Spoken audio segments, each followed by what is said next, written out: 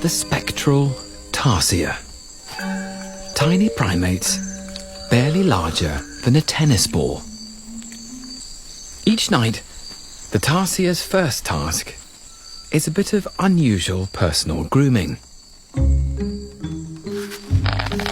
Ear tugging. It looks painful, but this is important preparation for hunting. Some more thorough than others.